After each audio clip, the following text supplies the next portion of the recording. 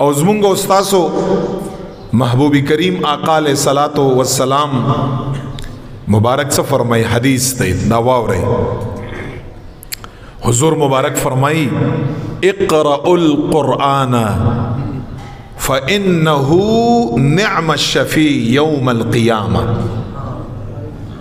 حضور مبارک فرمائی چې د قرآن کریم تلاوت روزانہ بنیاد باندې خامخا کوي، که لږ وي که ډیر وي که عام وي که خاص وي، شپه ورځ خامخا کوي.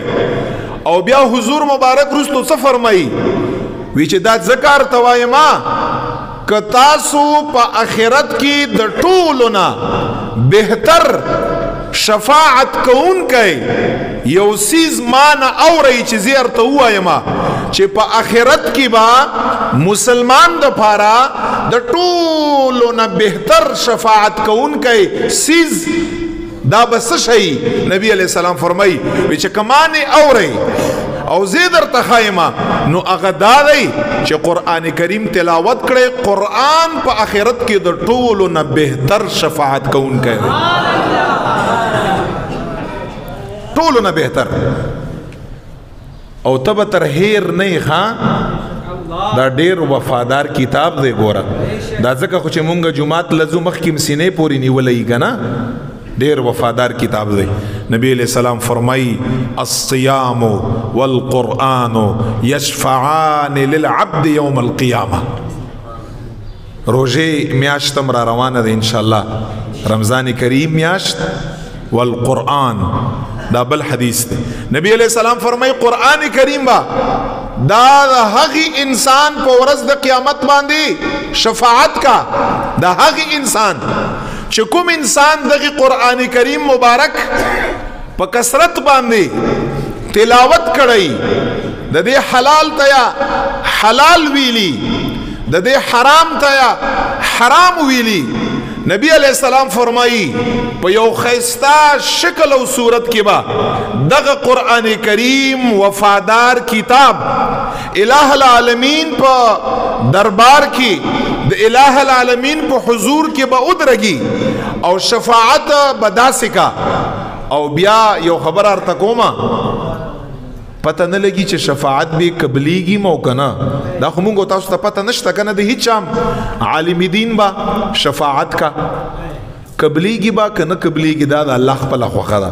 دا سه شهید دی، دا سه قاری سے با عمل دی، دا سه نور رمضان کریم دی. واحد د قرآن کریم دا سے شفاعت تی چې حضور مبارک رستو په حدیث کې مہرم لګولای دی، مہر چې شفاعت بکئی او شفاعت بید الہ العالمین په دربار کې قبلی گیم. اگه خبره یم ختمه کړی دا فیشفعان لفظ راغلی، مہر حضور مبارک په لګولای، شفاعت بھی قبلی گیم. رب لبراشی رب تبوائی اے رب منعته، ایز ما خدای پاکا دا انسان ما منع کڑایو، زسشی نا ما منع کڑایو، دا انسان ما دا خوب نا منع کڑایو، ما تا بناستو ما سر بیمی نکڑا، ما تلاوت بھی کر ځکه چې قرآن ډیر عظیم الشان کتاب دی.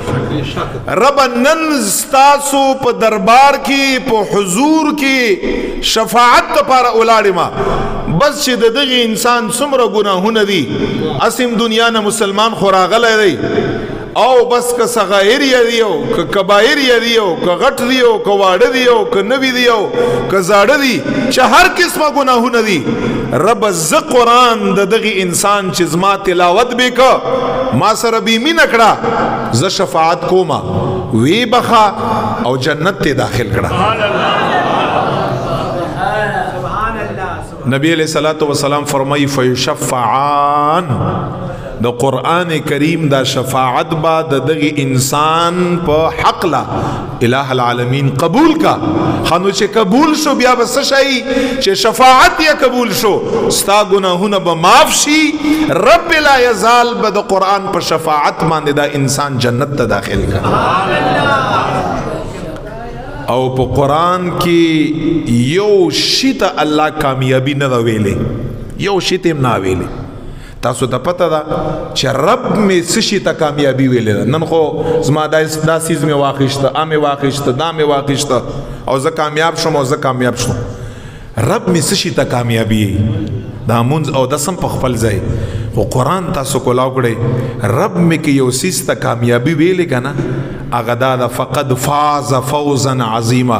رب مې فرمایي تکړه بنده مې هغه دی چې جنت ته را باندې ځان داخل کړ. رب مې فرمایي څوک جنت ته داخل شو دا کامیاب شو په لویه کامیابی باندې. الله فرمایي رب فاز جنتی انسان ته یي چې مونږ او تاسو دنیا کې کوم شي ته کامیاب یو الله په نیز باندې هغه کامیاب نه دی.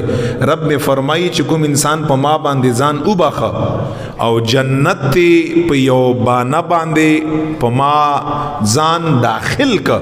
قرآن په هر ځای کې اوچت کړي د دین علاوه بل سیس ته کامیابی نه دی ویلې. الله فرمایي دغه انسان کامیاب شو بس. نو دا دخول د جنت ګوره دا څه معمولی خبره نه ده. دا داسې څه آسان خبره نه ده چې مونږ ته الله جل جلاله کریم دی، غفور دی، رحیم دی، خو بې محله نه چټي خو نه دی که نه خامخا څه وجه او په همدغې حدیث کې نبی علیہ السلام فرمایي که ښه شفاعت کوونکی ځان دپاره ګوري قرآن دی بس دې سره تعلق پیدا کړي. نو تعلق ورسره په څه شي باندې پیدا کېږي؟ لږ خو یې راواخلی که نه